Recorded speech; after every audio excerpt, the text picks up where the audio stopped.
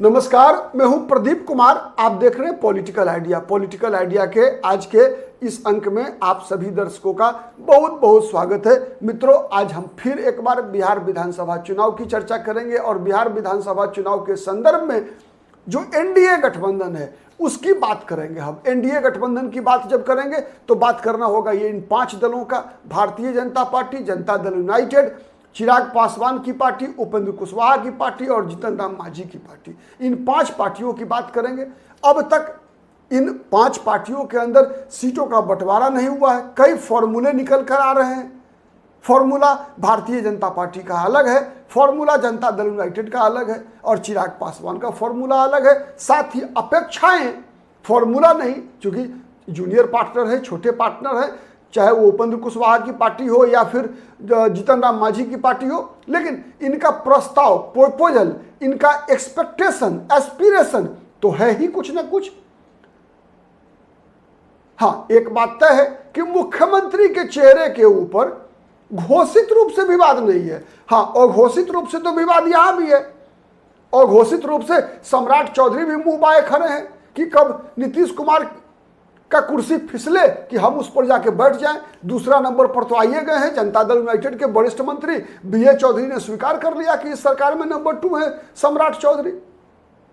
दिल्ली में बैठे हैं, केंद्रीय गृह मंत्रालय में, अमित शाह के चैम्बर के बगल में बैठते हैं बिहार के नेता नित्यानंद राय, वो भी मुख्यमंत्री बनने का सपना पाले हुए हैं। चिराग पासवान है मुख्यमंत्री पद के उम्मीदवार, बिहार फर्स्ट, बिहारी फर्स्ट की बात करते हैं।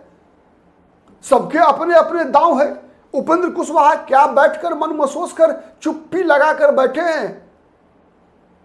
कहीं उपेंद्र कुशवाहा की ये चुप्पी बवंडर का संकेत तो नहीं है? इस बात पर भी ध्यान देना होगा। वो भी बेचारे मुंह बाए खड़े हैं कि कब केंद्रीय मंत्रिमंडल का विस्तार होगा और केंद्र में मंत्री बनेंगे। उनको कई बार लगता है कि भाई जनता दल यूनाइटेड से भी मंत्री हैं दिल्ली में, चिराग पासवान भी मंत्री बने बैठे हैं, जीतन राम मांझी भी मंत्री बने बैठे हैं, लेकिन उनकी ट्रेन एक बार क्या छुट्टी, लोकसभा चुनाव हार गए तो राज्यसभा में आए हुए भी अब महीनों हो गए, फिर भी अब तक केंद्रीय मंत्रिमंडल में जो उनका हिस्सा होना चाहिए वो अब तक नहीं मिला है। तो ये सब कई सवाल हैं और इन सवालों का अगर एक निष्कर्ष निकाला जाए तो ये निष्कर्ष यही, अब तक की जितनी भी गतिविधियां चल रही है उसके अंदर जितने बयानबाजियां चल रही हैं उसका मतलब निकालने का मित्रों प्रयास करेंगे। चाहे वो बयानबाजियां भाजपा के केंद्रीय नेताओं द्वारा हो या फिर राज्य के नेताओं द्वारा, चाहे वो चिराग पासवान की पार्टी के जिला के नेता बयान दें या चिराग पासवान स्वयं दे रहे हो, जीतन राम मांझी तो बराबर बोलते ही रहते हैं। हर को अगर आप विश्लेषण करके देखेंगे तो एक बात जिस निष्कर्ष पर मैं पहुंचा हूं, आप बताइएगा कितने आप सहमत है या नहीं है, कि जो एनडीए में घटक दल हैं, चाहे वो चिराग पासवान हो, चाहे वो जीतन राम मांझी हो, चाहे वो उपेंद्र कुशवाहा हो, इन तीनों में से किसी का भी नीतीश कुमार से कोई बात करना नहीं चाहता। कोई नेगोशिएशन, जो समझौता होता है ना सीटों के मामले में, सीट शेयरिंग का मामला हो, चाहे और कुछ भी, जो एक सहयोगी के रूप में जो बातचीत करने का जो एक मुद्दा होता है और एक जो स्ट्रेटजी होती है, कोई भी न जदयू से न नीतीश कुमार से बातचीत करने में कोई भी दल कंफर्टेबल नहीं है। ये तीनों के तीनों दल चाहते ये हैं कि बीजेपी ही उनको गारंटी दे कि उनका सम्मान और उनका शेयर एनडीए में सुरक्षित रहेगी, और इसका दबाव लगातार भारतीय जनता पार्टी पर बना हुआ है। और क्यों बना हुआ है उसका मैं कुछ उदाहरण दे देता हूं, आपको समझ में आएगा बेहतर। आप देख लीजिए, अब तक लोकसभा चुनाव में भले ही चिराग पासवान साथ रहे हो, सब चुनाव में रहे, बीजेपी के साथ रहे, लेकिन विधानसभा चुनाव में जब से 11 साल से इस गठबंधन में है ना चिराग पासवान भी, केवल एक चुनाव नीतीश कुमार लड़े हैं विधानसभा के अलग से। इसके अलावा जितने भी चुनाव, कभी विधानसभा चुनाव में गठबंधन नहीं हुआ है लोक जनशक्ति पार्टी का, न रामविलास पासवान के जमाने में न चिराग पासवान के जमाने में जनता दल नीतीश कुमार की पार्टी के साथ। एक दूसरा, आप याद कीजिए 2020 का विधानसभा चुनाव, 2019 का लोकसभा चुनाव, जब तक नीतीश कुमार एनडीए में नहीं थे तब तक उपेंद्र कुशवाहा एनडीए में थे। जब नीतीश कुमार आ गए, याद है 2017 में जब नीतीश कुमार एनडीए में आए, उसके बाद 18 में उपेंद्र कुशवाहा ने केंद्रीय मंत्रिमंडल से इस्तीफा दे दिया। याद है क्यों? इसलिए कि उपेंद्र कुशवाहा को लगा कि 3 लोकसभा सीट है उनके पास, नीतीश कुमार तो अब छीनेंगे ही। मतलब नीतीश कुमार से जितने भी सब के सब डरे रहते हैं कि कब किसका हिस्सा नीतीश कुमार छीन लेंगे, और छिनाया भी। याद कर लीजिए आप, जब लौटकर दोबारा आए नीतीश कुमार एनडीए में, तब तक दोबारा आ गए थे उपेंद्र कुशवाहा, जीतन राम मांझी सब लोकसभा चुनाव लड़ने। क्या हुआ जीतन राम मांझी के साथ? जब महागठबंधन में थे 2019 के लोकसभा चुनाव में, उनको कितनी सीटें मिली थी? 3 सीटें मिली थी। उपेंद्र कुशवाहा 4 सीट पे लड़े थे। इस बार कितना सीट मिला? 1-1। 3 सीट जीतने वाला 2014 में उपेंद्र कुशवाहा, 3 लड़े, 3 जीते। 2024 में 1 सीट पे लड़ना पड़ा। किस कारण से? कौन था जिम्मेवार उसके लिए? केवल एक कारण था, नीतीश कुमार। नीतीश कुमार ने ऐसी चाल चली कि उपेंद्र कुशवाहा की राष्ट्रीय लोक समता पार्टी को ही खत्म करा दिया। सबसे पहले जब पहली बार एनडीए में आए तो नीतीश कुमार के कारण उपेंद्र कुशवाहा को बाहर जाना पड़ा। एक मैदान में 2 तलवार नहीं रह सकती थी। नीतीश कुमार और उपेंद्र कुशवाहा के बीच उस समय की याद कीजिए, दोस्ती नहीं दुश्मनी चला करती थी। लगातार केंद्र में मंत्री रहते हुए शिक्षा के मामले में जिस प्रकार से उपेंद्र कुशवाहा बिहार में उनकी पार्टी आंदोलनरत थी, उससे नीतीश कुमार लगातार नाराज चल रहे थे उपेंद्र कुशवाहा से। नीतीश कुमार को कभी भी ये बात बर्दाश्त नहीं हुई कि उपेंद्र कुशवाहा बिहार में अपनी राजनीतिक पार्टी चलाएं और कुशवाहा समाज जो है उपेंद्र कुशवाहा के पीछे खड़ा दिखे। दाव चला नीतीश कुमार ने, उनकी पार्टी को खत्म करा दिया, पार्टी में विलय कराया। और जब विलय कराने के बाद किसी लायक नहीं छोड़ा उपेंद्र कुशवाहा को, तो उपेंद्र कुशवाहा की औकात यही रह गई कि उपेंद्र कुशवाहा 1 सीट पे आ गए। और 1 सीट में भी उपेंद्र कुशवाहा को हराने का इंतजाम पवन सिंह के माध्यम से किसने किया? थोड़ा पता कर लीजिए किसने किया।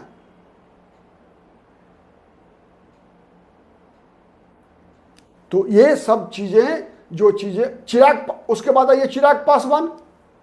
क्या हुआ चिराग पासवान के पास हाथ? जब 17 में लौट कर आए तो 14 में 6 सीट जीतने वाला, 7 सीट लड़े थे, लोक जनशक्ति पार्टी लड़ी थी। 19 में 1 सीट ले लिया गया, 7 से आ गए 6 पर।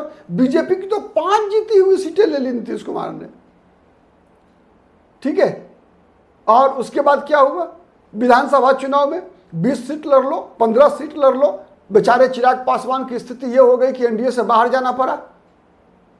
और जब एनडीए से बाहर जाकर चिराग पासवान के कारण नीतीश कुमार की स्थिति खराब हो गई, हाफ हो गए, तो चिराग पासवान को इतना बड़ा सजा कि परिवार तोड़ दिया, पार्टी तोड़ दिया नीतीश कुमार ने।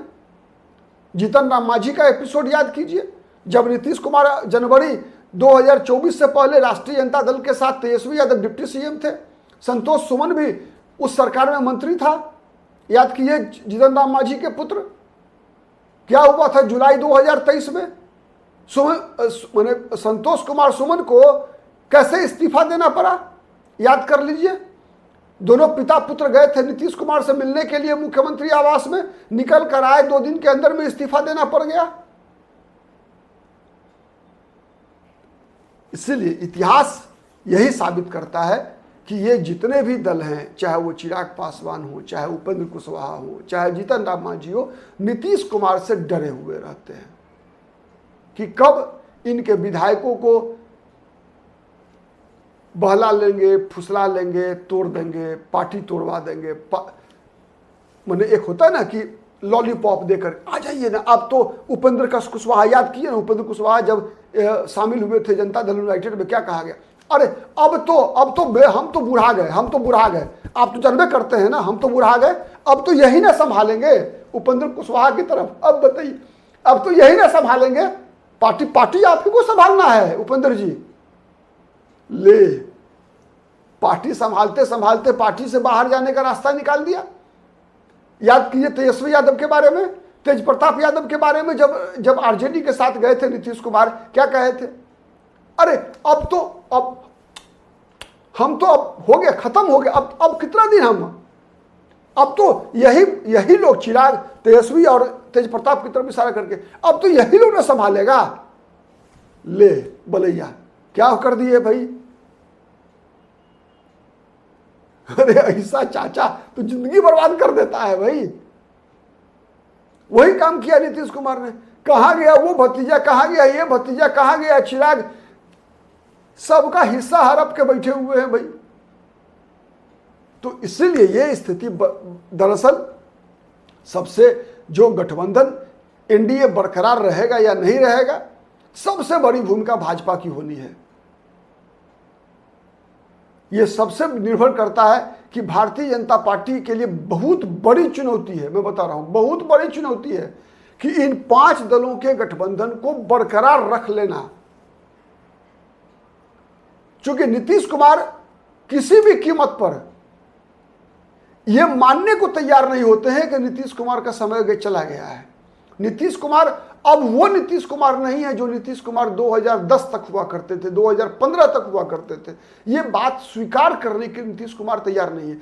नीतीश कुमार 1 मिनट के लिए स्वीकार भी कर लें, लेकिन नीतीश कुमार के इर्द गिर्द जो कहा जाता है ना कि नीतीश कुमार के इर्द गिर्द भूजा पार्टी है, वो भूजा पार्टी अपने आप को सत्ता में बनाए रखने के लिए नीतीश कुमार के कंधे पर बंदूक रखकर फायर करता है और नीतीश कुमार को लगातार यह एहसास कराए रखता है कि आपके बिना तो बिहार में परिंदा भी पर नहीं मार सकता, आपके बिना कोई सरकार नहीं बन सकती, आपके बिना कोई सरकार चल नहीं सकती। ये लोग जो हैं वो नीतीश कुमार को कभी भी जमीन पर और अपने सहयोगियों के साथ भी सम्मानजनक व्यवहार करने पर रोकते हैं। यह है वर्तमान परिस्थिति। देखिए, इसकी जिम्मेवारी भारतीय जनता पार्टी पर है। भारतीय जनता पार्टी इस जिम्मेवारी का निर्वाह कर पाती है, नहीं कर पाती है। अपने सहयोगी दलों चिराग पासवान, जीतन राम मांझी, उपेंद्र कुशवाहा के हितों की रक्षा कर पाती है, नहीं कर पाती है। पहले तो नहीं कर पाई है, मैं ये बेबाक बात बता रहा हूं आपको। 2020 में चिराग पासवान को एनडीए से बाहर जाना पड़ा, जिम्मेवारी बीजेपी की भी थी। 2019 के लोकसभा चुनाव से पहले उपेंद्र कुशवाहा को बाहर जाना पड़ा, बीजेपी की जिम्मेवारी थी। सच्चाई है ये। बीजेपी ने नीतीश कुमार के मोह में उस बार भी उपेंद्र कुशवाहा के हितों से समझौता किया था।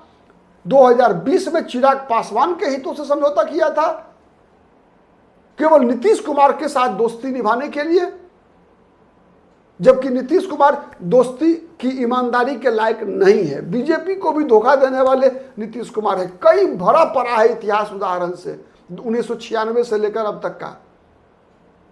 लेकिन खैर, नीतीश कहा जाता है बिहार की राजनीति में एक ऐसे बटखरा है जिधर तराजू के जिस पल्ले पर डाल दो उधर ही सत्ता है। और यही कारण है कि बार बार अपमानित होने के बावजूद, चाहे वो लालू यादव हो, चाहे नरेंद्र मोदी हो, नीतीश सरनम गच्छामी होते हैं। मंच पर भले ही नरेंद्र मोदी लालू यादव के भी पैर छुए हों। याद है ना, 2015 में लालू यादव से जब पूछा गया कि नीतीश कुमार से आपने तालमेल कैसे कर लिया, नीतीश कुमार तो आपको पानी पी पी कर गाली देते हैं। लालू यादव ने क्या कहा था, छोटा भाई है, पैर पकड़ लिया तो क्या लात मार देते, गोदी में बैठा लिए। वैसे ही भारतीय जनता पार्टी भी, नरेंद्र मोदी भी इतने अपमानित होने के बाद भी नीतीश कुमार से बार बार यही कहना कि अरे यार लालू यादव आ जाएगा, तेजस्वी यादव आ जाएगा, उसको रोकने के लिए नीतीश कुमार को समर्थन देना मेरी मजबूरी है। चलिए, इसी का फायदा नीतीश बाबू को मिल रहा है, ठीक है। इसीलिए नीतीश कुमार बटखरा है, जिधर डालिए उधर सरकार, जिधर नहीं डालिए उधर विपक्ष के नेता का पद फिक्स है, चाहे वो बीजेपी रहे चाहे वो तेजस्वी रहे। आज के लिए इतना ही, नमस्ते।